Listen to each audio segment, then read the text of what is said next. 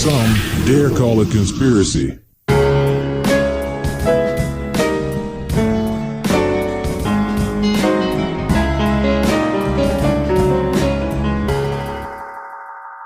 And welcome to hashtag conspiracy, our show on the side where we talk about whatever we like.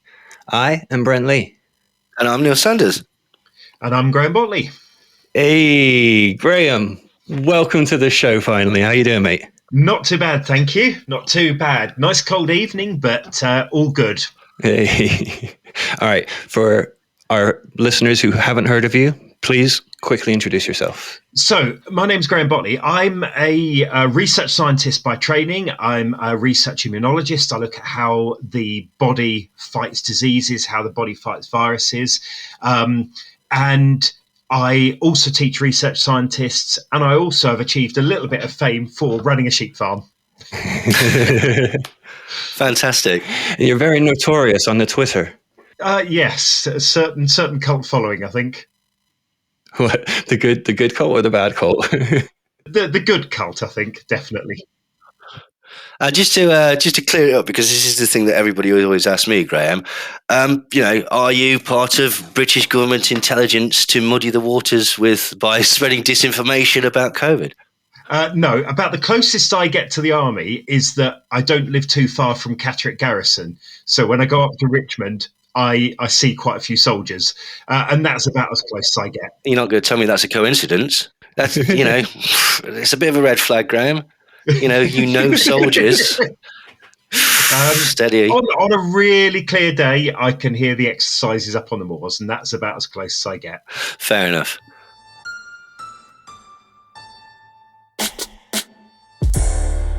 Right, let's get straight into this. Neil, why are we here today? Well, because the conspiracy theories have been proven right. Absolutely. It proves it, Brent. It absolutely proves it. Like, everything's been proven right. Proof? Apparently. Because of the lockdown files. Now, what's happened is essentially Isabel Oakeshott, for the public good, obviously, because she's not duplicitous or grasping or any of the things that people might say about her. She was writing a book with Matt Hancock after doing an incredibly softball interview with Matt Hancock on James Melville's short-lived podcast. Anyway, she wrote this book called The Plandemic Diaries, which was supposed to basically sell Matt Hancock as a hero and rehabilitate him with the public. And he's trying to go for a sort of celebrity career, isn't he? He was eating anuses in the jungle. Just to clarify, it was a part of a game show. It wasn't it wasn't more Tory sleaze Ritual. Yeah, or a ritual. Yeah. No. And anyway, so she's wrote this book about Matt Hancock, and it didn't do terribly well. She got paid for it, obviously, because you do get paid for these things. And then, a while after this, she's basically released these WhatsApp messages, and apparently is it 10,000 or is there 100,000? I forget, but there's a lot. And she feels that it's in the public interest to release this because she says it reveals certain things about the way that the government handled COVID, and potentially what she says is it shows that they were misguided in their handling. And I, for one, think that it does show that, but not in the way that she's actually expressing. Now, there are some that would say that if this was in the public interest, why did you hang on to it for so long? And there's others that might say that, it completely undermines your argument that this is in the public interest because you're drip feeding it in a way to draw people towards your newspaper. But let's not get bogged down with facts just yet. What's happened is that Isabel Oakeshott has decided that she needs to, for the good of the country, throw Matt Hancock under a bus. Now, I'm sure there's plenty of people that would like to throw Matt Hancock under a bus, and not just metaphorically. But I think, rightly, some people have been slightly suspicious about Isabel Oakeshott's motives regarding this, but we'll come on to that in a little bit. But the long and short of it is that basically these various conversations showing the behind the scenes activities of the Prime Minister, the Health Secretary, the Secretary of Education, Dominic Cummings, various SPADs or special advisors to the government, chatting away behind the scenes, talking about the way they handle COVID. And for some reason, the conspiracy crowd have jumped on this like it's a revelation, like they've found the lost bits of the Zapruder footage that shows the CIA agent emerging from the grate in the middle of the road. Who said what? Basically, Leilani Dowding and Reich said Fred have basically said, well, that's it. It proves it. It proves we were right about everything. It shows that everything was fake over the last 2 years, and we've been proven completely right in what they've said. And what it is that they've been proven right about is difficult to say because they've said so much shit over the last couple of years that it's pretty difficult to pick through. Mark Devlin has said that it proves that lockdowns were not needed. And David Icke and Gareth Icke have both said that basically to ignore this, it's a massive distraction. It's just feeding into the narrative that COVID is a real thing, because we must all remember David Icke and Iconic think that COVID is not real. They suspect that viruses themselves aren't real, or at least they wrote that in David's most recent book. And they offered up the suggestion that it was potentially the telephone network of 5G that was initially causing the pandemic. So they've taken a slightly different angle to it. Graham, you're an expert on this. Does COVID exist? Of course it exists. Indeed, today I had a rather long Twitter discussion with several people who told me that it doesn't exist and I hadn't isolated it and it wasn't there. And this is sort of part of the whole thing, because I think people are scared of science. People are scared of trying to understand things. And so in a way, it almost harks back to, in my mind, sort of prehistoric times. You know, people saw the seasons changing. They didn't know what was happening, so they attributed it to the gods or to devils. They saw disease and attributed it, to curses and evil magic, because they didn't know what was happening. And in some ways, I think some people are still hearkening back to that. And I think these messages, in a way, are almost seen as religious books, religious texts. Yeah, no, totally. Like, thou shalt not doubt David Icke. Yeah, exactly. And the thing is that, if you look at pretty much all religious texts, none of them really come out and say anything with any certainty. They're all open to interpretation, and all religion is, and indeed, that's the argument. That's what priests are there for, to interpret the readings. And in the same way, these leading conspiracy theorists are using things like this. They say this proves lockdowns weren't needed. But of course, what I've seen that happen a lot. And yet when you push them on which bit says that lockdowns weren't needed, all of it, or this passage here, and you say, but that doesn't really say anything about lockdowns and necessity or effectiveness. Oh, well, what about this bit? And that's the thing. In the totality of the messages is evidence, but individually there is none. Well, this is it. It's very much people seem to be applying their own preconceived ideas over it. That was what was strange about it, looking at it on Facebook and Twitter and stuff like that. People were basically, whatever it is that they've been saying for the last 2 years, apparently this proved it. And it's... it doesn't make any sense really, because they're just applying whatever it is that they've got before over the top of it, and two things. One, just to let people know, we've actually got all the WhatsApp messages and we're going to read them out so that basically nobody thinks that we're lying. We're going to go through them and we're going to say what people think that they've said and actually show what it says in context with what was going on with the timeline and the lockdowns and stuff like that. And second, you've really made me think there, Graham, bearing in mind that David is the Son of God, are his books actually considered a religious text? Probably to some extent, in that a lot of religion is about what to believe and what to do with that belief. Mm-hmm. And I'm not anti-religion in any way, but a lot of religion is about what to believe. And in that respect, yes. Because what he's doing is he's releasing these books and says, this is what you will believe. Mm. And what he's then trying to do is get others who read that to spread the word and say, look, this book explains everything. And, some religions explain what happens when you die. Some religions explain what happens if you're evil, etc. And this religion is purporting to explain what is happening in the world around us. Yeah. And it's only because there is no and if you look at a lot of the people who follow this, and I know someone quite well actually who believes a lot of these things, they don't understand any of the details. Yeah.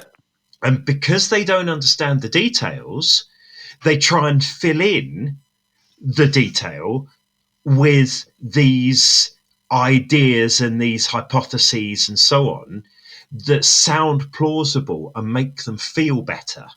Well, going back to what you originally said, Graham, I think you're absolutely spot on because I don't know whether I'm sure you're aware of the viruses don't exist. Like it came from people like Thomas Cowan and Andrew Kaufman, idiots as they would be described. Now, why so many people took that on board? I literally watched people take that on board that previously I thought were relatively sensible. And it's because they had a mental breakdown. Like I won't name names, but no, I won't name names. But anyway, one person was told to go round a post office the wrong way, had a complete mental breakdown and ended up crying in his car on fucking Facebook for an hour and a half.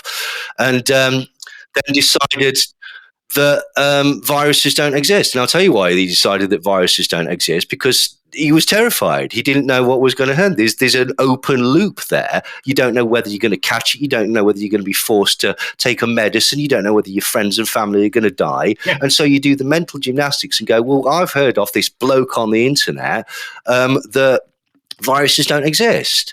Well, brilliant. That's one less thing for me to worry about. Yeah, and you fit that explanation. So, one thing you often say, oh, it's not viruses, it's exosomes. Well, without going into different exosomes are little blobs released from cells, and they have a whole range of different purposes in the body. Now, the thing is, exosomes are completely and utterly different to viruses. Now, I know that because I'm writing an exosome paper at the moment. But because people don't know what an exosome is, but they've heard someone say, it's this. And a really good example was the discussion I had today. So I was told that viruses don't exist, and this research study done in the 1950s did this wrong. The thing is, now, since 1950, there have been hundreds and hundreds and hundreds of thousands of research papers looking at viruses. So I came back with the question, well, in that case, how can we epitope map the virus? And not one of the 4 or 5 people engaging with me today responded to that. Not one. Because they don't know what it means. Because they don't know what epitope mapping is. Now, I do, and I know it proves viruses exist. And I think that's the thing. Because of the work I have done, I have seen evidence with my own eyes that viruses exist. And so I look out the window, well, not now because it's dark, but if I look out the window now, I see sheep in the field next door. I know sheep exist. Yeah. But if you lived in the middle of London, would you necessarily know sheep exist? We've seen them on TV, but that could be computer generated. Yeah. That could be computer generated. You haven't actually got any proof that they exist. And I think you get the same thing with climate denialism. People say, "Oh, but this year's been warmer. This year's been a bit cooler than normal. Global warming can't happen." And you say, "But it's all to do with disruption of weather patterns." It's but I look out the window, and so people, unfortunately, rely on their own personal experience and what they see with their own eyes. If you can't see a virus, it can't exist. And there's a certain irony in the fact that in the modern world, we use smartphones. No one knows how they work, but people still believe that they work.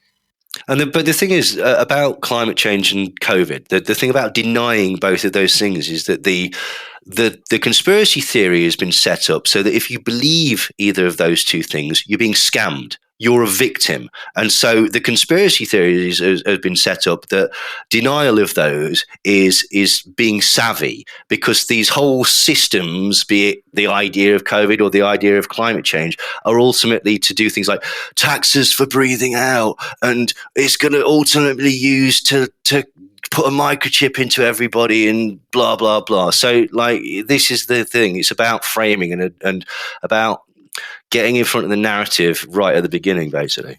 Yeah, and I think that also, feeds back to a lot of religions, because a lot of religions, when they started, were in opposition to officialdom. I mean, you start Christianity, and it was suppressed by the Romans, and and so you had the secret symbol of the fish and stuff to identify yourself to other members, and the Romans were attempting to put you down, and following that religion was then a way almost to circumvent this control. And things like the 5G nanobots, and you get the things that the government is monitoring every single one of our emails and online communications and phone calls. They must be bored shitless. Well, exactly. I mean, most of my phone calls are either organising science training courses or phoning the dead stock man to come and take a dead sheep away. It's not interesting. But the government would need to employ 4 or 5 people to monitor my communications round the clock. They're going to have to do the same for you. So they would need to employ 5 times the population of the UK to monitor the UK. But who monitors them? Well, quite. Yeah. When you look at it rationally, it doesn't make any sense whatsoever.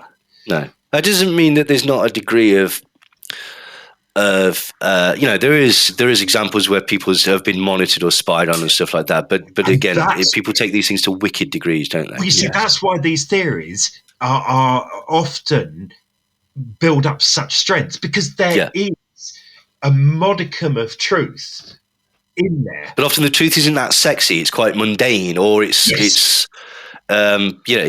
not. It's not James Bond, is it? So no, exactly. And I mean, Bill Gates is often demonized with all of this, and they say, he wants to depopulate the world. Now, of course, there is that video of him saying our population is too high. Yep. For global security, it could probably do with being lower. Yes. And that's that nugget of truth that layers then of misinformation are built on. And, the thing that again cropped up today, people say, the inventor of PCR said it shouldn't be used to detect diseases. Yeah. Well, I had that one today. Well, I mean, the thing is, he didn't actually say that. No, he didn't. He talked about, and of course, that also sort of skims over the fact that towards the end, he thought he kept seeing glowing space raccoons. Well, he was an AIDS denialist as well. This was the point. Someone asked him, how come in HIV patients you always find in AIDS patients you always uniformly find HIV virus? Yeah. And he didn't think that the HIV virus caused AIDS. Do you know what he thought caused AIDS? Being gay. Yeah. He said that it was a product of the gay lifestyle, which is, it's not that cool, guy. Like, that's a shitty way to act. So, yeah, no, you're absolutely right. But again, you see, you then get the layering, don't you, of the theory. So he was sort of following that theory that AIDS was caused by being gay, and that led him to say that. It wasn't the virus. even though we know full well it is. But then other people use that nugget of information to build another theory around Yeah. to say that you can't use it as a diagnostic assay. And you point out to people, well, he never worked on the form of the assay we use. Yes. Not once did he ever exactly. work on it. So he can't have been talking about it.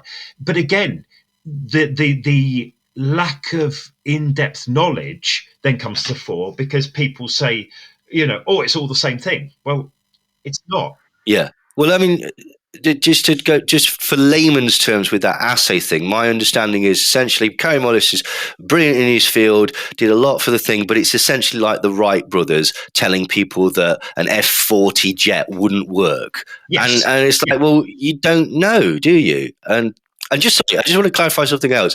When I mentioned, because I know everyone's going to go, David, I didn't say he was the Son of God, referring to the Wogan thing. I'm referring to the program he did the following night, the Late Late Show, where he clarified that he definitely was the Son of God, and everyone was the Son of the Godhead. But some people, like him and Jesus, were particularly special. So, just to clear that one up. Yeah, but of course, that then comes back to wanting to sell books and, and all of these doomsday cults with the people that say, the world is going to end next Friday. I'm your savior. If you give me lots of money, you'll be saved. Yeah. And of course, people give them lots of money in the world doesn't. But it's going to happen next year, and it's almost on the never never. We have seen that from some of the anti-vaxxers who say, everyone who has the vaccine dead within 1 year. Yep. And you say, but it's been 2.5 years. Dead within 2 years or 3 years. And then it becomes 5 years, and then it becomes 10 years, and then it becomes 20 years.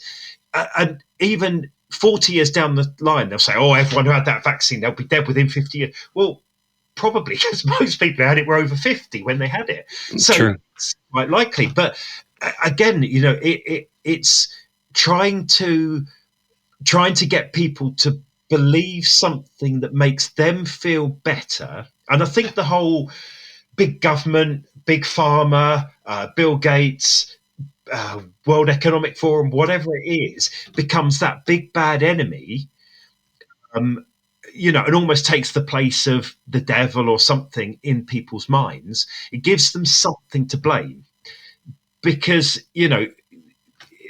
a virus that jumps from bats to humans because we've been encroaching on nature, to a scientist, that's scary because it suggests it's going to happen again and again and again as we continue to encroach on nature.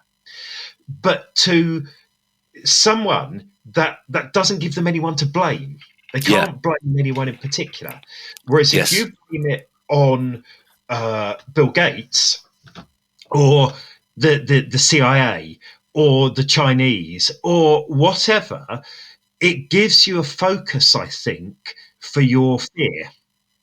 And that it would be preventable. If we can stop those people doing it, it's preventable. But if you're the scientist, well, it can happen again and again and again because we're encroaching on nature. Yeah. Well, also, just in a broader sense, like if you know who's doing it to you, it's strangely more comforting. Like there's nothing more terrifying than randomness, like the randomness of a disease. Like, but if you thought that Bill Gates has done this to kill you, I know that sounds worse, but actually, strangely, psychologically, that's comforting because at least you know what to expect. You have an answer. Yeah, quite. Yeah, again, it comes back to what I first said, which is this explanation of the unknown. And that's the thing with viruses. Viruses are complicated. The immune system is complicated. Diseases are complicated. Climate is complicated. Zoonotic disease. These things are all very, very complicated. And we've become a society where we specialize in developing knowledge.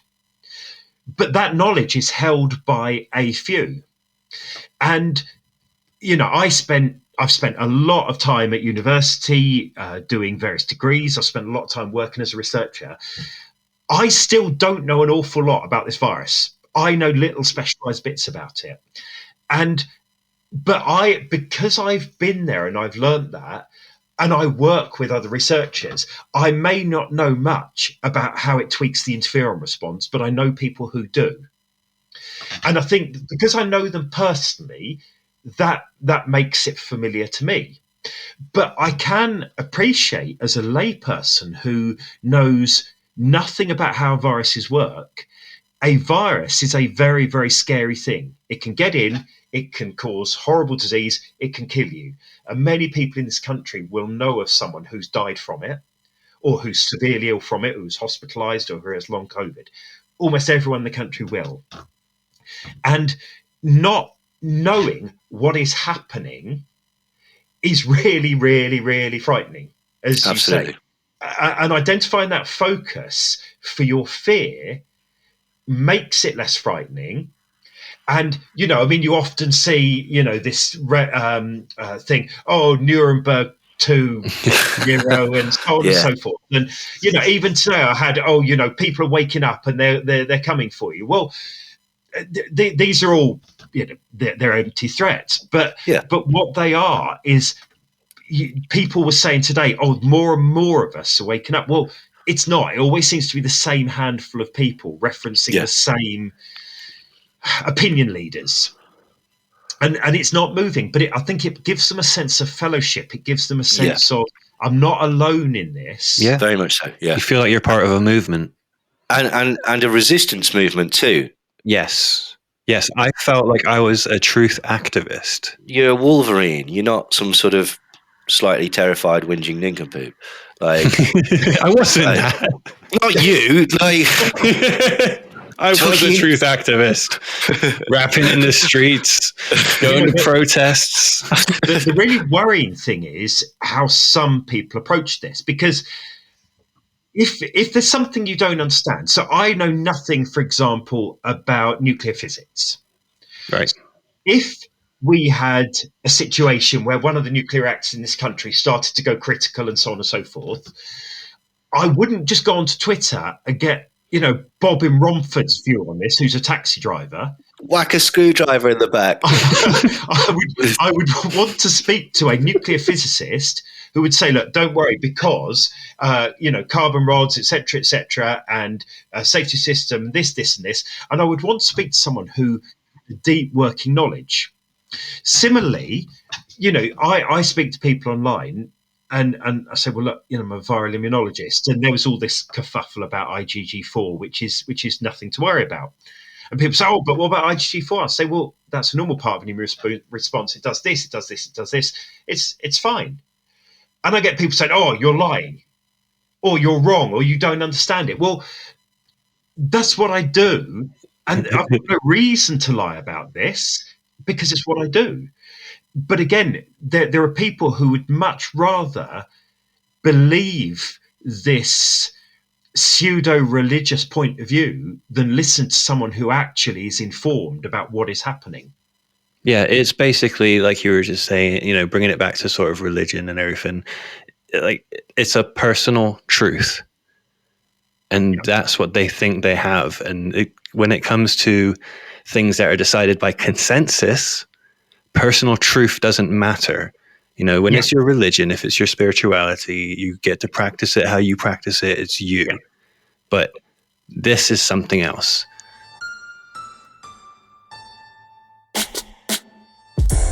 Right. Let's get into this. Okay. So, various WhatsApp messages have been released. There's about 10 that are juicy. Now, appreciate that they are being released. So if anyone listens to this and goes, oh, you didn't talk about that one, it's because it wasn't out yet. So we're very, very sorry. The first one of interest was from April 2020. So this is just prior to the lockdown, is it? When do we actually lock down? We locked down in March the 26th. So so it's just after the lockdown started. And Matt Hancock says, Chris Whitty has done an evidence review and now recommends testing of all going into care homes and segregation whilst awaiting result. This is obviously a good positive step, but we must put it into the dock. And Alan Nixon, who's a SPAD, says, that's not an insult. It's just special advisor. I was trying to save time, and now I've wasted even more time explaining it. Never mind. It says I wasn't in the testing meeting. Just to check, officials are saying your steer is to remove the commitment to testing on admission to care homes from the community, but keep commitment to testing on admission to care homes from hospital. Is that right? And Matt Hancock responds, fine, tell me if I am wrong, but I'd rather leave it out and just commit to test and isolate all going into care from hospital. I do not think the community commitment adds anything and it muddies the water. Have that for a Q&A response. So essentially what this is saying is that people going from hospitals, elderly people being discharged from hospitals into care homes, and people being taken from the community who were ill into care homes where they could be looked after. Chris Whitty had advised that everybody should be tested to make sure that they weren't carrying COVID, and if they were, that they should be isolated. That's not what Chris Whitty ended up doing. Chris Whitty ended up doing the actual policy. I've got it here. It says, residents may be admitted to a care home from a home setting. Some of these patients may have COVID, whether symptomatic or asymptomatic. All of these patients can be safely cared for in a care home if this guidance is followed. Negative tests are not required prior to transfers, admissions into the care home. So basically what happened was, rather than test everybody, they decided to actually test nobody. And this was an absolute disaster. This was, furthermore, what the policy was if one person in a care home, in a sort of sector of the care home, got COVID, they locked that sector down, ensuring that everybody else in that sector would get COVID. And these were vulnerable elderly people, and this was prior to having a vaccine. And what's strange is that this thing, right, that nobody's really talking about this. I'm like, other than to say, oh, it's a red herring, because this shows that COVID is real and that COVID is dangerous, and that the government weren't actually that interested. They're interested on the surface with appearing to do the right thing. But what Matt Hancock is more interested here in is his public persona. He's got this target of he wanted to get 1 million people tested before Christmas. He basically had testing targets, and he felt that testing people going into the care homes from the community would slow that down. And so he didn't want to do this because he wanted to basically, to use an expression from The Wire, juke the stats. He wanted to make it look like he was doing far better than he was, whilst actually putting people into the care home. And we may touch on this later because they do bring this up in the thing. But the reason for this is because at the time, the UK government was adopting a let it rip, herd immunity, let's take it on the chin policy. They thought that basically it would be cheaper. This was at the advice of the Treasury, and specifically from a think tank from the Treasury called Sergrew Communications and a publication called Economic Insight, which is connected to the Nudge Unit.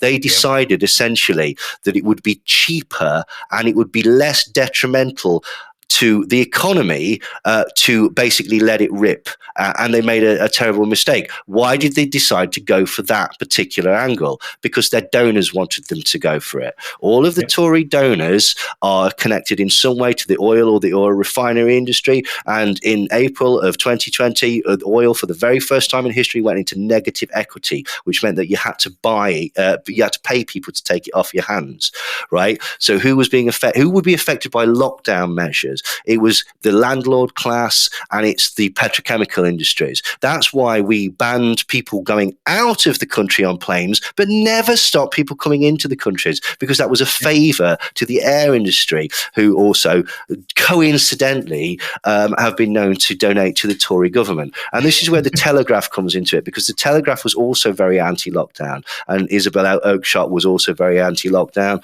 And so this is essentially what they're trying to do now. They're trying to retcon through these WhatsApp messages. Oh, see, we were right all along. And bizarrely, the first one that was released shows that actually, no, they were wrong. They were totally wrong. Yeah, that COVID is dangerous. Yeah. And it resulted, and the mishandling of it resulted in huge amounts of deaths that could have been prevented. And that is what gets on my fucking nerves about this, is that's a real conspiracy, okay? But we don't want to do that. Oh, no, we want to do it. So it's 5G, it's the phones that are killing us and stuff like that. Ridiculous. The real conspiracy here is incompetence and a lack of care from the government. And Yep. that is what, for some reason, the alternative media, the new media, as they're now calling themselves, right? Fucking arseholes. Anyway, they've got it totally wrong. They've got it totally wrong because they don't have a single individual thought in their head. David Icke said in January that it was 5G and then very later that COVID doesn't exist. And so everybody followed the party line, which is the very, very opposite of being a free thinker or doing your own research. But yeah, sorry, that's a little bit of a bugbear of mine. Anyway. You've got to remember as well, again, like, did they go for herd immunity? Absolutely. Boris Johnson said, David Valance and David Halpern and various people from the Nudge Unit, Boris Johnson went on television telling people that herd immunity was going to be the best thing. They told the Italian Prime Minister that they were going for herd immunity. And famously, the Italian Prime Minister went, you're a maniac if you do that. Do you know how many people are dying here? Of course, Boris Johnson later said, and this was before the second lockdown, that he didn't want another lockdown, that he was prepared to let the bodies pile high in the streets. Why? Because he doesn't care about the population or the public. He cares about his donors. So these aren't in chronological order. I do apologise, but here's an example of what basically Boris Johnson is thinking. As late as August, when we've already seen massive deaths, so August 2020, he's read something in one of these stupid magazines like The Spectator or Spiked Online, who all just coincidentally happen to be, financed by Tory donors. And he's concerned that basically the mortality rate of COVID isn't as high as he thinks it is. He says, What's the mortality rate of COVID? I've just read somewhere that it's fallen to 0.04% from 0.1%. So by my maths, that's down from 1 in 1,000 to about 1 in 2,000. And I seem to remember that when the plague began, we thought that the fatality rate was 1 in 100. So if all 66 million people in the UK were to be infected, we could expect 33,000 deaths. And yet we've already had 41. Is that why the death rate is going down? Is it possible that COVID is starting to run out of potential victims? How can we possibly justify the continuing paralysis to control a disease that has a death rate of 1 in 2,000? Chris Whitty says, trying to be polite, it's somewhere between 0.4% and 1%, depending on how you calculate it. But in practice, it's a lot lower than this if you're young, especially children, and significantly higher if you are old or have multiple other medical conditions. It's probably gone down a bit due to the better medical management, but there is still appreciable mortality in older people. Matt Hancock steps in. Chances of dying of an under 35 is negligible, but you can still transmit. So it's important to let people know their risk. The big challenge is whether it's possible to segment those with the higher risk.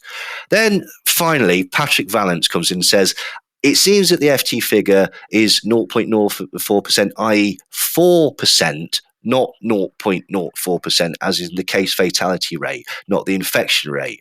And then Dominic Cummings, who, by the way, we'll come on to that in a minute, said, yep, bad explaining from the FT. And Boris Johnson says, so what is it? Is it 0.04? If that's not a percentage, 5 marks, show you're working. And so Dominic Cummings says 0.04% as a probability means 4%. So essentially, this is Boris Johnson's misunderstanding. What they're saying is that the case fatality rate for COVID at that time was about 4%. Yeah, so I think that really indicates part of the problem with all of this. You've got scientific advisors who understand what is happening, they understand the probabilities, they understand the risks, they understand what is happening. As far as we knew, and it is important to remember we're looking at that with hindsight. And at one point, we hoped we might get herd immunity, but and you never actually know until you study the virus for long enough. You can't have a new virus emerge one day and go, yep, we'll get herd immunity to this or we won't. So you've got scientific advisors who are going on the best information they have available. They're feeding it to politicians who, frankly, don't understand any of the details. Absolutely. And this is the problem. We have science ministers who are not scientists. We have health ministers who have never worked anywhere near medicine. We have agriculture ministers who have never been on a farm.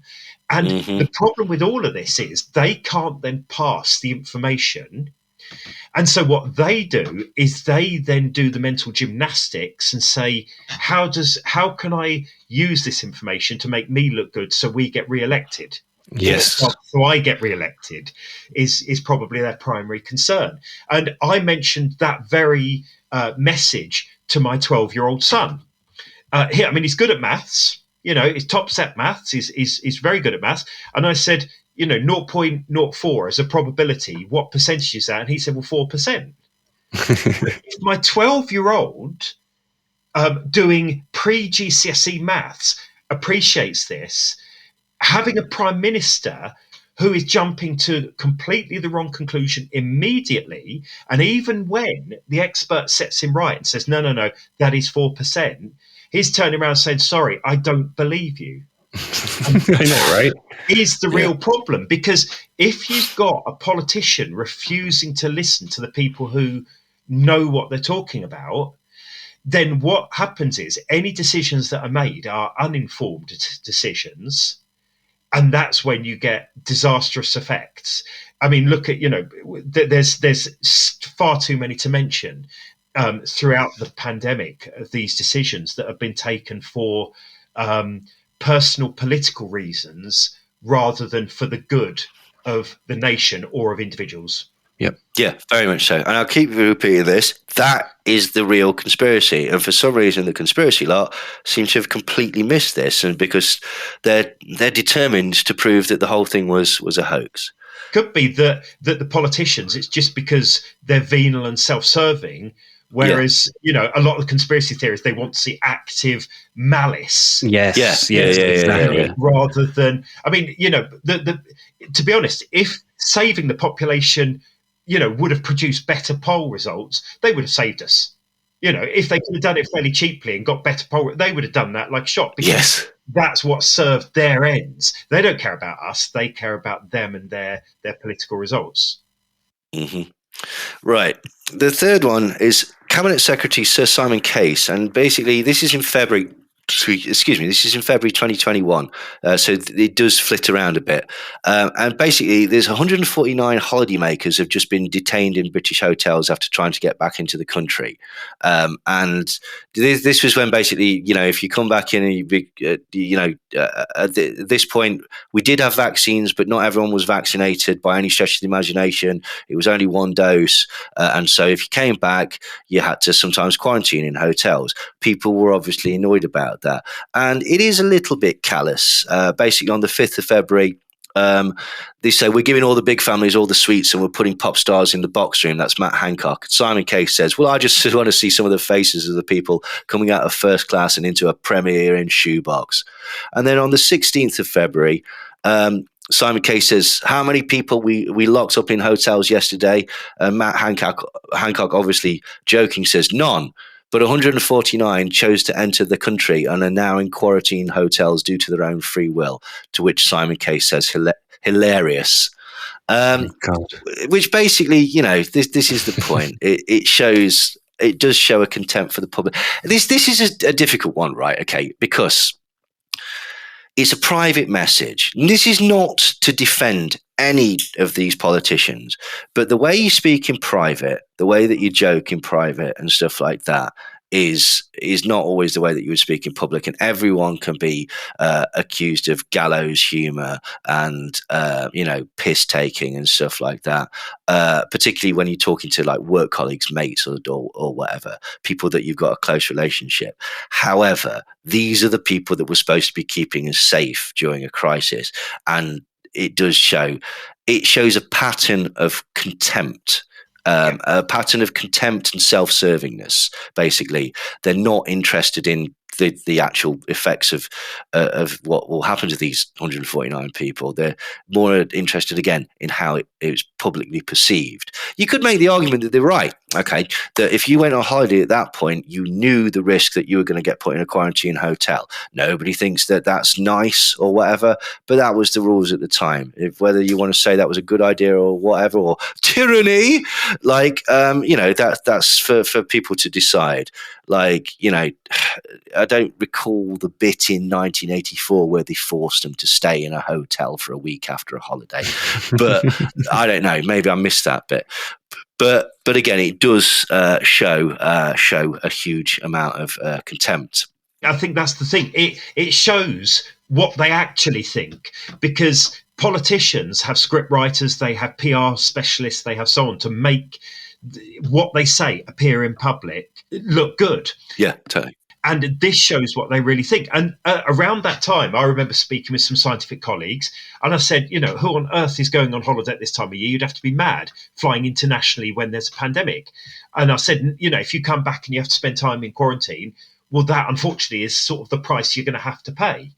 Yeah. But at no point did I say, ha, ha, ha, look at that. It's a good thing that they're being locked exactly. Because to do that would it's sort of dehumanizing. And what it does is it takes away from them as people. Yes. Yeah, just a problem to be solved. Yeah, these are not people they think they're talking about. They think they're just talking about statistics and numbers. And it's completely irrelevant to them who they are. They don't care who they are. They don't care what happens. And I have seen other Twitter messages, with one person saying his father had to spend £2,000 to go into one of these quarantine hotels because he was actually abroad when the regulations came in, and he wanted to return home to his family and got hit with this. And no one in the family thought that was funny at all. But no. It's one of those things, isn't it? And there's always going to be exceptions to the rule. There's always going to be people where it's like, okay, I can look at that and go, I don't think that's fair. I think that's bit much, whatever. Do you know what I mean? But at the same time, I knew that was what would happen if you went on holiday. To suggest that you didn't know that would be naive. But again, the point is that it's the dehumanization of people by people who are tasked and paid a huge amount of money to look after us. And the next WhatsApp message encapsulates that perfectly. This is from April 2020. And basically, George Osborne, who was at that point the editor of the Evening Standard, Matt Hancock is basically. This is in April. He says, I need to call a favour in tomorrow. I currently have 22,000 spare slots tomorrow at my drive-throughs.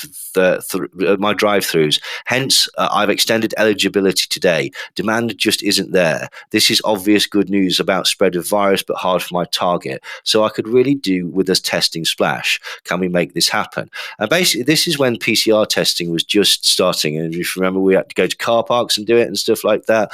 And he was trying to get, I think, 100,000. Yeah, he was trying to get 100,000 a day or something like that, and people weren't going. Now, the reason that people weren't going was probably because they were isolating if they were ill, his assumption that this makes it, this means that the virus isn't that prevalent. Well, I think we can show by the 200,000 plus deaths and 2.5 years of torment, etc., that was inaccurate. Anyway, George Osborne of the Evening Standard says, yes, of course, all you need to do tomorrow is give some exclusive words to the Standard and I'll tell the team to splash it. You're almost there. Send the words to me by 8 a.m. And basically, he gets back to him and basically he says, I really want to hit my targets. I really want to hit my targets. To which George Osborne says, yeah, I gathered. Because he's not bothered. And he doesn't care about Matt Hancock's reputation, but Matt Hancock clearly does care about appearing to be good. He's not finding out whether this is meaning that the virus is subsiding or whatever. He's just got targets to hit because he's told the press that he's going to do this. And that's it. And later, basically, Hancock texts him and goes, to be honest, though, I think that mass testing is going well. To which Osborne responds, no one thinks testing is going well, which is a bit of a sick burn, basically. Again, showing, just desperate contempt for people. Teaching unions were skeptical about the government instructions that schools should return during the pandemic. And basically, Matt Hancock says, what a bunch of absolute arses the teachers' unions are. And Gavin Williamson says, I know, they really, really just do hate work. And God. yeah, this is appalling. And then later in May, Joe Churchill was asking, why can't schools buy their own PPE? Why are we trying to reduce? We're trying to reduce dependence on the central supply system and revert to wholesalers as much as possible. But there must be a way of saying schools can access via LRFs if they have no alternative routes to get hold of any. I understand it's a tiny amount if in case a child becomes symptomatic at school. Gavin Williamson. So basically, teachers' unions are complaining that they don't have adequate PPE to make schools safe. And Matt Hancock is basically saying, oh, this is a bit of a problem. To which Gavin Williamson says it's basically as a last resort, so they can't use it as a reason not to open. All of them will, but some will just want to say that they can't, so they have an excuse to avoid having to teach. What joys. Now, again, this is proven completely wrong on all grounds. Children were shown to they could get infected. They could also infect the teachers. And further to their claim that teachers just didn't want to work, this is absolute bollocks. Like, teachers worked incredibly hard through the pandemic, incredibly hard. And I know that people want to say, oh, kids were so badly damaged. Right, okay. I know several, some of my friends have got kids of various ages. One of them aced his fucking university during the thing, did incredibly well. Others did brilliantly at school. And I know teachers that were teaching remotely, but teaching all the way through the pandemic, or for the majority of the pandemic. Like, I do know two children that were really, really badly affected by the pandemic, and that's because their mum died. Jesus. Right, so all these people say, the children, like, oh, fuck off. Like, I'd sooner miss some school than lose a parent. And this idea that it was irreparable child abuse is just is a despicable manipulation of the facts, to be quite honest. My son caught it, and he was quite bad with it for a couple of weeks. He felt really, really bad, and he isolated himself in our house. He isolated himself in his room. He ate in his room. He stayed in there for a good couple of weeks. He didn't pass it on to anyone else in the household. But there are many, many children who are suffering from long COVID, and whose futures are ruined because it is taken years and years, if not decades, to recover from the infection. And, that is going to be the defining event of their life. COVID was, I may have this wrong. It was either the top or in the top 3 causes of death of children in the last couple of years, COVID. Yep. So to say that it doesn't affect, the reason it's not killed a lot of children, a lot by which I mean a huge number compared to adults, is because, you know what, children don't tend to die. Yeah. What I mean is that basically it looks like small numbers, but it's actually a large number of children comparable to other years. It's just that normally it's not normal for a lot of children to die anyway. Yeah, absolutely. Yeah, it is. And so, I mean, I think in the UK, the number's something like 150 or something like that, which, is a relatively small number compared to a couple 100,000 total. But there's still 150 children who would otherwise have had pretty much zero chance of dying during that time period. And I think that, like, the number of children of similar age who usually would die of something comparable like the flu. I'm not saying that it's, you know what I mean? I think that's it's very low, isn't it? It's like in the tens or something, isn't it? Or like single figures, Yeah. So this is the point. Again, it looks like low, but it's about what it should be, isn't it, really? Yeah, and again, that is, as you said, it's private messages. And it is a private conversation. However, what it shows is utter contempt for an entire profession.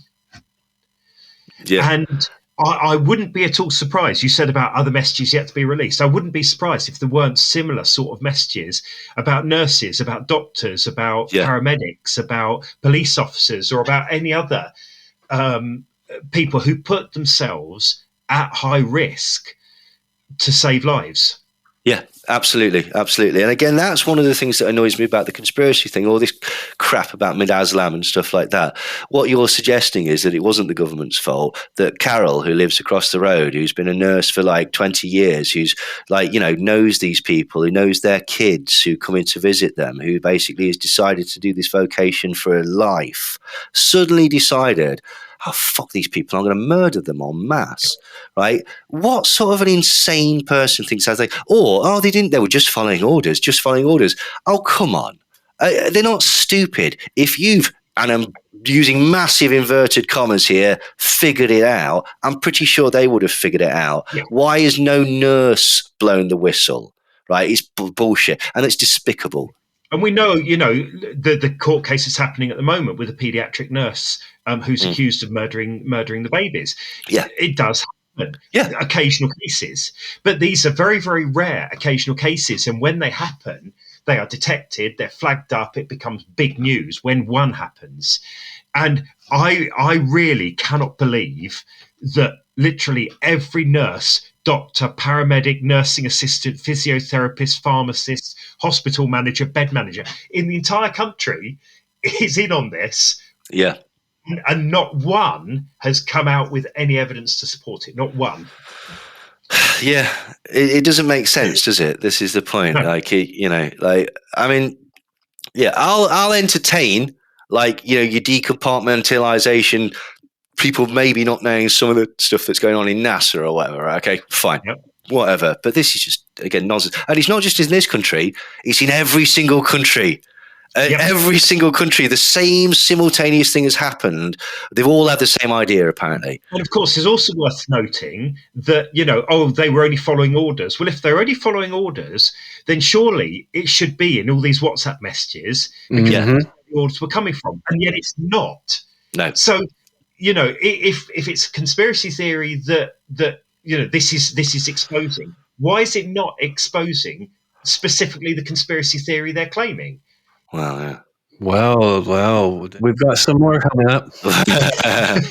Yeah, the next one again just shows basically the lack of, again, you could make an argument that this is gallows humor, but when your job is Secretary of Health and when you've been told that excess deaths have risen to 10,000, and this was very early on in the excess care home deaths. Yeah. So the grannies and granddads and whatnot that have 10,000 have died. Matt Hancock replies by going,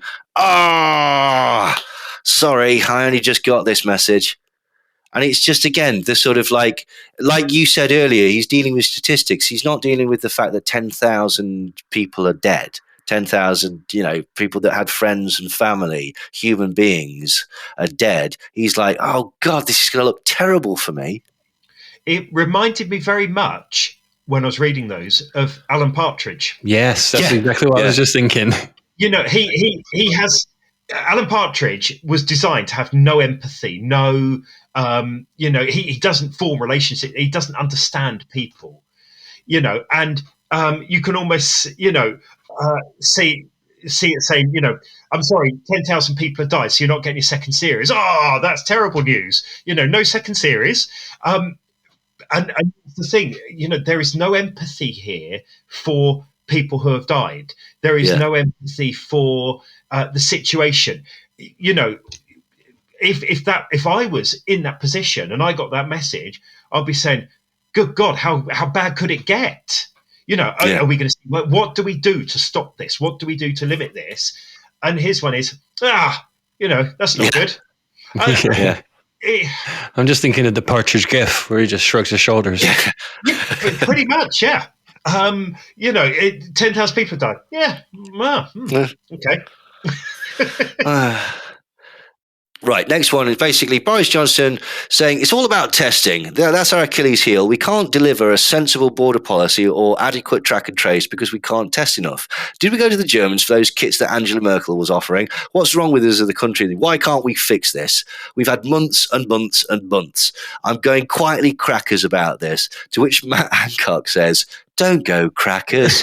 We have test capacity enough to do this. We have the biggest testing capacity in Europe. The problem is false negatives. So the medics are against releasing from self-isolation, whether for quarantine or TNT, with a negative test. No one in the world releases from quarantine with a negative test. Right. So again, this just shows several things. One, Boris Johnson seems like incredibly unself-aware as to why everything's gone bad over the last few months. It also shows that basically they are again ignoring the advice of the scientists. The scientists are saying you cannot rely solely on the test coming in because there is false negatives. Not what the conspiracy crowd said, where there's 90% false positives, because that's not true. There's actually 30% false negative on PCR tests, as far as I'm aware. But what they're doing is they're not taking the advice of the scientists who are saying that everyone coming in should isolate for 14 days regardless. It doesn't matter. You should isolate for 14 days. But again, this is because they wanted to keep the economy going. This is 2020, right? Okay. And that this is, we want tourists to come in. Why the hell would you want tourists to come in the summer of a pandemic? Yeah, absolutely. And again, this was June 2020. To be fair, it had all tailed off. It started getting nastier again in the sort of the January of 2021. But one revelation was that basically the reason that they went with masks in schools was not because, again, they listened to the scientific advice. It was basically because they didn't want to look silly, because Scotland had already done it. Scotland basically were going to go with masks, and so their position was, one would assume, that it would be they would make them look weak, basically. I'm about to ask about Boris Johnson. I'm about to ask about masks in schools before we perform another U-turn. Can I have a view on whether they are necessary? And Matt Hancock says, here's the medical advice. I understand the concern for secondary schools is because teenagers are hanging around in school corridors and hallways. Therefore, the easy answer when responding with face coverings is to say loitering around, probably playing shove halfpenny or whatever. Therefore, the easy answer then responding with face coverings is to say our guidance references one-way corridors, ventilation, etc., and to note that brief encounters as children switch lessons is usually a low risk. Move your kids on instead of introducing face mask requirements. But basically, they just say, well, considering that Scotland has just confirmed that they will recommend masks, it's hard to believe that we will not hold the line. But again, this basically shows... and Boris Johnson goes, the trouble is that the current guidance specifically excludes schools, God knows why. Wearing a face covering or face mask in schools or other education settings is not recommended. Face coverings may be beneficial for short periods indoors where there is a risk of close social contact with people you do not usually meet and where social distance or other measures cannot be maintained, for example, on public transport. This does not apply to schools or other education settings. Schools and other education or childcare settings should therefore not require staff, children and learners to wear face coverings. Now, they did actually go ahead with the policy because Chris Whitty said he said there's no reason one way or another not to do it, as far as I can tell. He said that they also make a point saying that there's no... Now, this has been spun. They said there's no rational or robust rationale for introducing children into the rule of 6 because there's not been like a scientific test to do it. But just the understanding of how a virus spreads and the understanding of perhaps avoid like close gatherings and stuff like that. That's why they recommended those measures. Now, I don't know about this. So Graham's the expert here. So there is an argument that you could do without masks that I have heard if you do all those other measures that they do, like ventilation and hand washing and stuff like that, making sure that the air is clean and stuff like that. But they didn't do that either. So, but regardless of that, what is your take on masks for children in schools? So they're effective. The thing is, what you've got to remember about all of this is it's not binary. It's not black or white. It's not masks are completely effective or they're non-effective. Everything is somewhere in the middle. And there was, I think he's a New Zealand virologist who put forward a Swiss cheese model of mitigations. So basically, wearing a mask will not completely stop you spreading it or will stop you catching it. Okay. And obviously, the better the mask you wear, if you wear like a full FP3 respirator, you're far better protected than if you wear just a cloth mask. But a cloth mask still reduces viral spread. Yeah. So does vaccination. So does keeping a distance. So does ventilation with the windows open. And so it's a good analogy here is like a car. Okay. Seatbelts by themselves don't reduce injuries to zero. nor do really effective brakes, nor does having a clean windscreen, nor does XYZ. But if you do all of them, then what you do is reduce your chances as low as they possibly can be. And so, if you don't wear masks in something like a school environment, you are raising the risk for no real potential gains. Now, there's some arguments that, they're not that comfortable. And I have to say, I hate wearing a mask. But even now, I go into a shop and I wear my mask, and I've got one in my pocket here, wear the mask. It's not going to reduce my chance to zero. What it will do is it reduce my chances somewhat. Now, I don't know the exact percentage, and it's really, really, really hard to work out what that percentage might be, simply because there's so many factors. If I go into a room with 12 people in it, there's a different risk to if I'm in a room with 10 people in it. So you can't calculate your risk factor as a percentage. So having masks in schools is fairly cheap and easy because masks are fairly cheap and easily available. They have no real detriment in terms of they're not on medication. You don't have adverse effects to them, which, rare with vaccines. So there's very, very little downside to them. Yeah. But what they do is they reduce the risk. So, not doing that, again, to score a political point. So I know that they went through with it, but they only did it to score a political point. Precisely, yeah. And the scientific evidence was we should do it because it has a benefit. It might be small, it might be medium, it might be large. We don't know, but it has a benefit. And there's no downside to doing it. Other than a few pupils might complain. That's the scientific advice. And the politicians said, well, actually, let's do it because so we don't look silly compared to Scotland, which again is a complete disconnect from listening to the experts.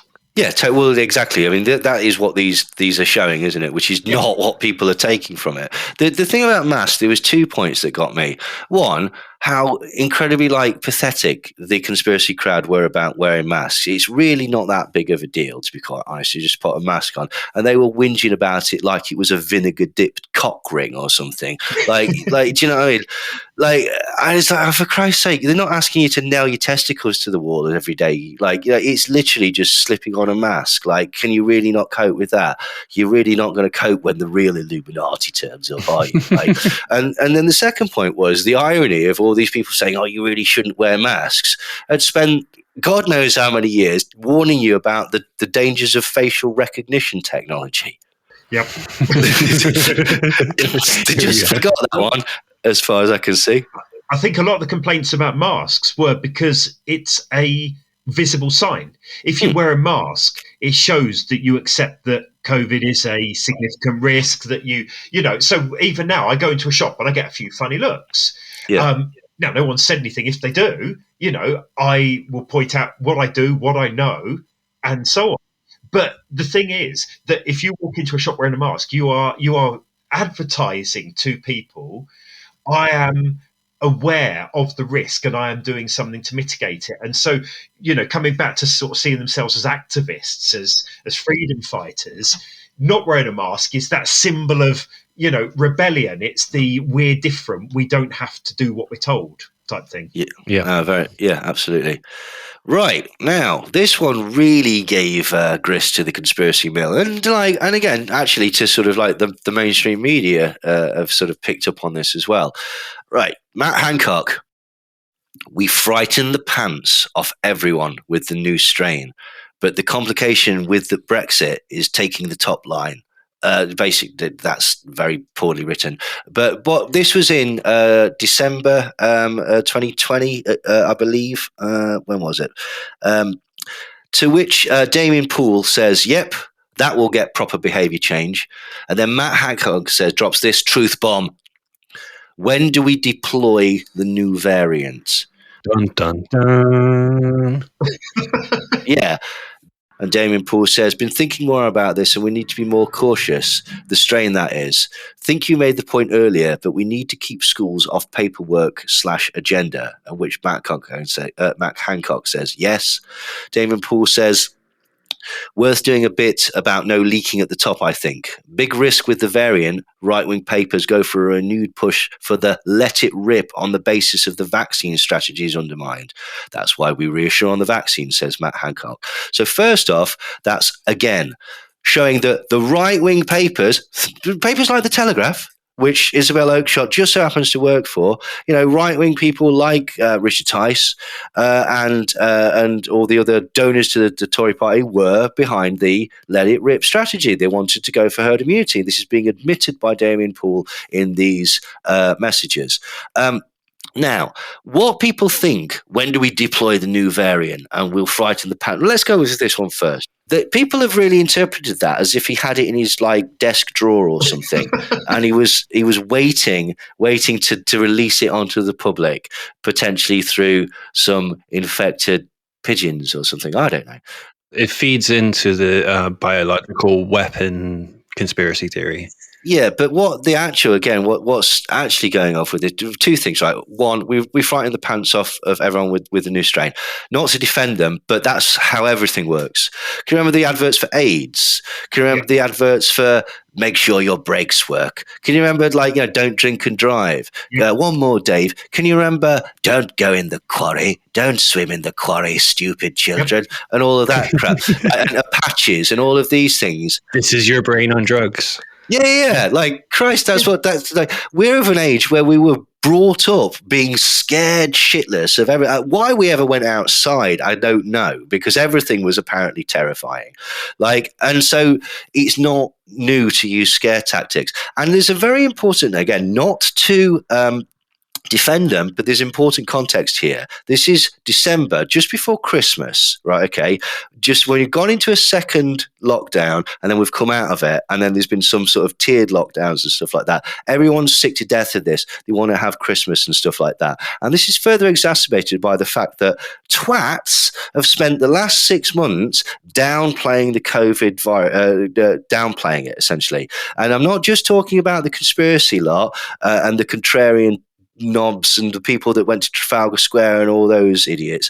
I'm talking about Spiked Online, The Spectator, Talk TV, that one that Julia Hartley Brewer's on. All of these, the Telegraph, the Mail had Peter Hitchens constantly pouring scorn on all of the measures. People forget about this. You had the government themselves undermining lockdown strategies with several things. Eat Out to help out. There was a PR campaign by Topham Gurham to get the economy going that, by the way, suggested that you shouldn't be wearing masks because masks basically made people feel uncomfortable and so they wouldn't go out spending. That came from the government. You had government scientists like Carol Sikora and Sunita Gupta, who, by the way, are also financed by people like George Von Opel and connected, financed by donors to the Tory government, having a meeting with Boris Johnson in September of that year, suggesting again that they go for herd immunity. Yep. Right. So with all of these, in May of that year, you had Dominic Cummings shopping himself to the press, after driving to Dundee or wherever he went, to that castle to test his eyesight or whatever. Yeah. Right. Okay. So you've got the government. This is what I've been trying to explain to people. You had Sage, Chris Whitty and various people telling them the sensible advice, what they should do. You had the PR side of the government pretending that they were doing that. And then you had other elements of the government, the CRG, Us for Them, PCR claims, all these things connected to Michael Yeadon and all these idiots that are actually, if you bother to look at it, actually basically coming from backbenchers of the Conservative Party, like Mark Francois and various people involved in it. You've got Desmond Swain, you've got other opportunists, just basically banging the drum because basically they realise they're going to score some populist brownie points. And so you were in a position where people weren't listening anymore. And you know what happened? We had the largest spike of cases, hospitalizations and deaths following that Christmas.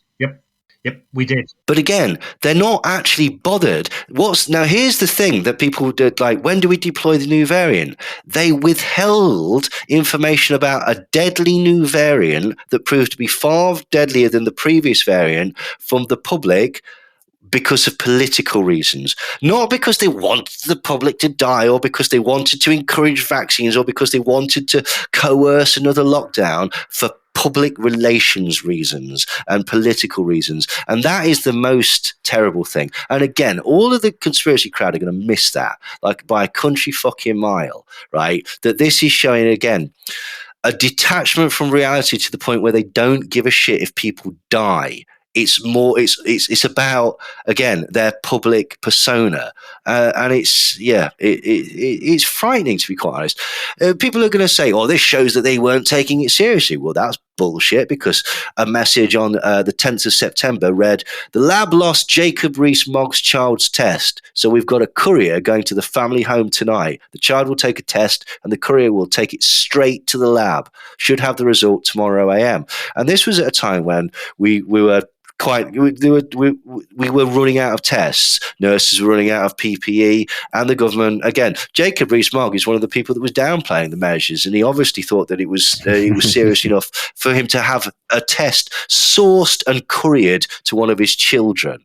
Like, it's again, it highlights that there's one rule for them, one rule for us, just like with the Partygate. And again, this doesn't show, Partygate doesn't show that they knew that that the virus wasn't serious. It shows that people are idiots. People will forego sensible actions for fun. Everyone knows that drugs will ultimately kill you. They still do them because they're fun, right? Everybody knows that driving fast, drinking, having unsafe sex with strangers, all of these things are sketchy and dangerous. And yet, for some weird reason, people still do them. Like people doing stupid things is not an indication that they knew that it wasn't a thing. Otherwise, you'd make the argument that every drink driver in the world has got some sort of inside knowledge. They know the score. No, they don't know the score. They're just willing to risk it because people are fundamentally quite lazy. And it's as simple and straightforward as that.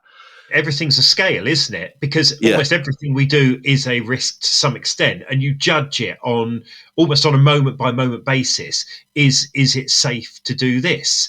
You know, and I've done things where I've been, fixing fences, and I've looked back and thought that was really quite stupid. Why did I do that? Just to save myself 20 minutes of having to drive home and get the right tool and come back and do it properly. And you know, that does it. I realise that it's damn dangerous, but I've taken that split second decision to go, yeah, I'm sure I can get away with it this time. And that's the thing that, you know, Boris Johnson, when he went to his parties, thought, I'll get away with it, you know, for this time. I'm sure I'll be all right. Yeah, this is why, again, why do anybody do anything? Because they think they can get away with it. But this next one, again, is for the conspiracy lot. He asks if he'd spoken to Tedros at the WHO about NVAP, which is a new variant assessment platform, basically. So this is the thing that the WHO's got, looking at new variants. And Damien Poole says to Matt Hancock, have you have spoken to them about this? No response. And he jokes, no promises, but I'm trying to land a Bill Gates endorsement of the platform. And Matt Hancock responds, tell him that considering how many people I'm getting his chips injected into, he owes me one. Here we go. Now, he's obviously taking the piss. Yeah. He's obviously taking the piss out of idiots, like that think that there's microchips in the vaccines and stuff like that. But I've seen dozens of people say, see, he's admitted it. See, he's admitted it. This is the proof. And it's like, really? Aren't you taking that on incredible face value? Well, I actually got suspended from Twitter for 48 hours once because I happened to remark that, COVID was actually caused by space aliens who are organised by the Queen. And actually, Elvis is their general, and he wasn't killed. He was just in hiding. And he's the one who actually has made this virus to have 5G so it can remote control people. And I posted it, and it's a complete and utter, fiction, and it was so. I thought it's so over the top, and I got suspended for spreading misinformation. But the thing is, it was you say things like that, and because I say things like that almost out of an exasperation at the stupid stories I see. Having, from what I've seen publicly of Matt Hancock, I think he has a rather limited sense of humour. Yes. And he thought he was trying to be funny. Yes. And actually, probably no one laughed. No. And in that context, if you think he's being serious, it looks terrible. But it's just a bad joke, really. Absolutely. It's just a terrible joke by an absolute melt. Yes. I think that's the best way to put it. Yeah. So, for all those people that think that the government weren't actually that interested in herd immunity, August 2020, and this is just prior to the meeting in September 2020 when they decided not to have a second lockdown because, or to delay the second lockdown because they were going for herd immunity. But anyway, Boris Johnson posts an article from The Spectator. Spectator just so happens to be owned by donors to the Tory party who have connections to the oil refinery industry. Don't know if that's relevant. Follow the money. Exactly. So this Spectator article says herd immunity is still the key in the fight against COVID-19. And this is in August 2020 when we've pretty much proven that this was not correct. And Chris Whitty says, it's a good debating article with many fair points, but it's two flaws. For most serious infections without a vaccine, control is achieved without herd immunity. We do not yet know whether immunity to COVID is lasting enough to achieve population immunity at any point. We hope a vaccine might. We're a long way from that level of natural immunity now for sure, certainly out of London. More importantly, in the short term, it does not address the fundamental problem of how we stop younger people eventually infecting older, sicker ones directly or indirectly. If we could achieve a society where only the invulnerable got infected, we would be in the completely different position. But that's a lot easier to say right than do. This was the major flaw with the Great Barrington Declaration, which, by the way, is basically financed by Koch Industries related think tanks, and they just happen to be oil industry, oil refinery, and connected to the IEA, who just so happen to be donors to the Tory party. Again, I don't know whether there's a pattern emerging here, but basically needs some analysis. Yep. Yeah, it's tricky to say, isn't it, really? But this is the problem with their proposal was, let's say that everybody out here, okay, we lock away the vulnerable, we wall them up like an epileptic royal, okay, and leave them there for 6 months or whatever. Whilst the rest of the population merrily catches COVID to the point where it doesn't affect us anymore. And then we let them all out. And the fundamental flaw that nobody explained was, yeah, but they're still going to be vulnerable to COVID. And now COVID's endemic. How does that work? It doesn't. And it also doesn't explain who gives them food, who acts as nursing or care home staff. Well, they'll have to be walled up with them. Yeah, and so who provides their IT support when their phones stop working or their broadband. So basically, you've got to then wall up a big part of society with them to support those vulnerable people, and so the whole thing is completely unworkable. It's a joke, and you're right. Yeah. At the time, we knew that herd immunity was likely never going to happen. Certainly from infection, and we had enough evidence at that stage. And so it can only be that no scientist, no medic at that stage would have been saying, let's just infect people and that will protect us. No one. Yeah. Well, there were certain ones who were saying it, but none that was credible. Sunitra Gupta was saying it, Carl Hennigan was saying it, Agnes Tednall was saying it, Carol Sikora was saying it, Jay Bhattacharya was saying it, frauds were saying it. When I say no scientists, I mean credible scientists. People who I would go up to a conference and say, that was an interesting talk, tell me more about your work. If I saw someone like that at a conference, I would say, why are you such an idiot? How come you've abandoned everything you know about science and medicine to pursue this fallacy? Hey, must be the money. So I personally, I don't count Peter Hennigan as a scientist. He's not. He's a joke. And that's the problem. No scientist said it. And so you're right. Again, they've gone with politics, with look, with appearance over science. Okay, this is the final one, right? Okay, and bizarrely, the alternative media haven't really spoken about this one. Officials dismissed a Warwick University study that came out in October 2020 that said that Sunak's initiative, Eat Out to Help Out, may have caused a significant rise in COVID-19 infections. The report estimated that 8 to 17% of detected new clusters could be linked to the scheme. Despite the government categorically rejecting the findings, the publication of former Health Secretary Matt Hancock's WhatsApp messages appears to confirm that there were concerns about the then Chancellor's scheme in summer 2020, driving an increase in infections. In the leaked messages obtained by the Daily Telegraph, Hancock told the Cabinet Secretary Simon Case that he'd kept it out of the news and that the initiative was spreading the virus. He said that his department had informed the Treasury and was protecting officials. Jonathan Ports, professor in economics and the public policy at King's College London and a former senior civil servant at the Treasury, said it looks on the face of it that the Treasury was deliberately trying to conceal what the evidence was about Eat Out to Help Out. The scheme, which was launched in August 2020, was one of Sunak's measures when he was Chancellor to support the economy as it reopened after lockdown, and he offered 50% discount up to £10 per head on meals and soft drinks. A working paper published by Tiemo Fetzer, an economics professor at Warwick University, found that the initiative was closely linked to an increase in new cases during August and into early September. The paper found that the virus spread more rapidly in areas with lots of participating restaurants and said that the scheme might have public health costs that vastly outstrip its short-term economic benefits. So yeah, basically what this is again is that the government are hiding stuff that is, by hiding, it's detrimental to the public. Basically, their initiative to get people to drive the economy by getting people to go back to restaurants, which at the time people said, hang on, isn't this a bit of a daft idea? And they said, no, it'll be fine. Turns out it was actually a bit of a daft idea, basically. Yeah, and the thing is that politicians never really like being called out when they're wrong.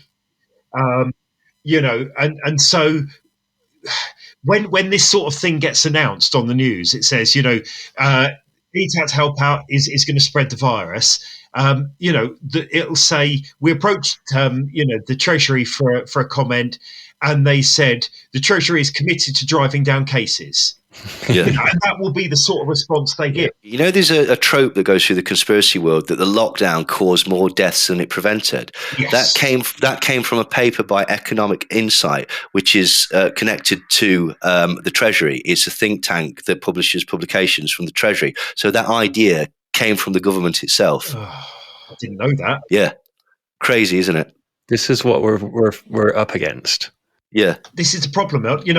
On one hand, we've got the conspiracy theorists who want to see, a devil crouch behind every rock and every wall, waiting to jump out on them.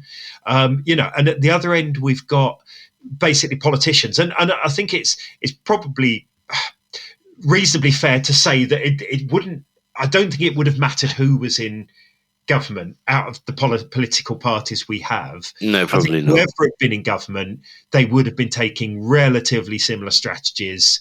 It would all have been how it looks rather than the actual outcomes.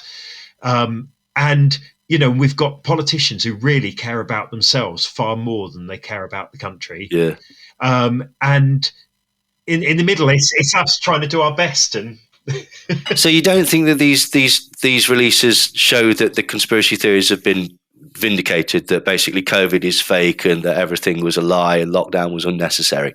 No, it doesn't, does it? I mean, the thing is, if there was a message in there where Matt Hancock said to Boris Johnson, we're really getting away with this, the fact that the COVID virus doesn't actually exist, and if that message was in there, but it's not, and there is nothing that I have seen in any of the messages that even slightly suggests that COVID is fake or that PCR doesn't work or that... No, in fact, it says the opposite. It says that it's dangerous, it killed people, and that government incompetence, although they were desperately trying to say that it was not that bad, that the scientists and the evidence, but by which I mean cases, deaths, etc., showed that this was false.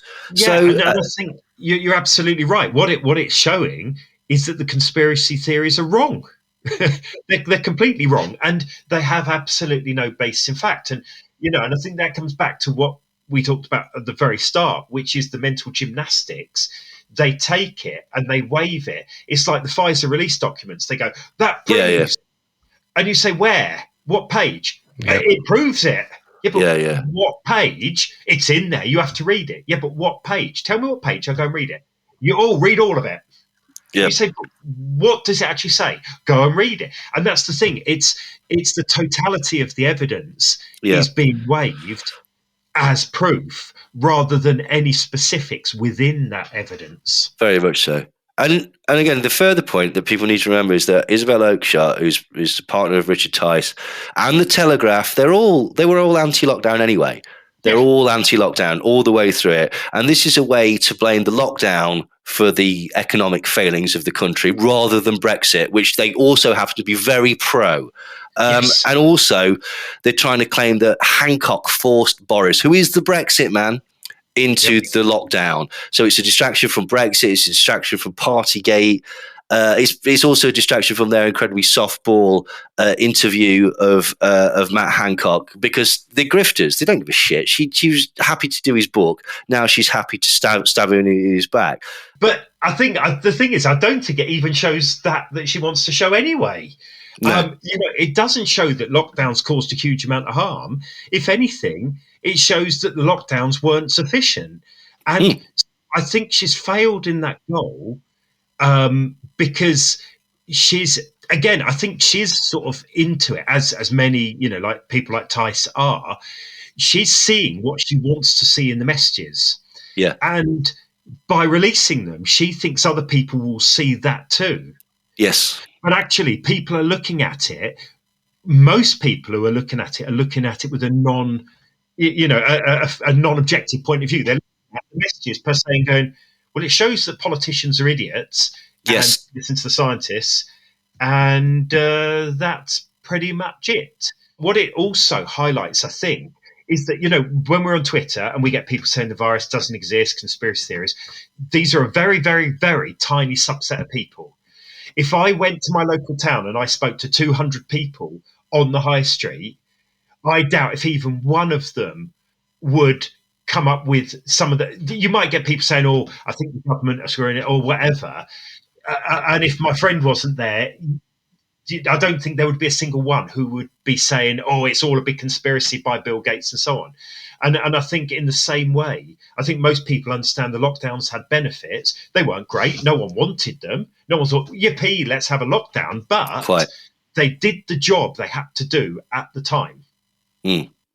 Yeah, I mean, you can make the argument that basically, they could have been done better. Yes. But you had a government that essentially didn't really care. Like, they did it late. They broke it up early. They were more focused on the economy. Could they have supported the vulnerable more? Could they have supported people's businesses more? Could they have given people more information? Yes, a million times yes. Was their messaging contradictory and shit? Yes. But you show me a single public policy ever that couldn't have been done better.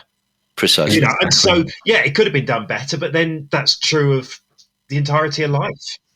So I want to wrap it up with one good piece of news out of all of this.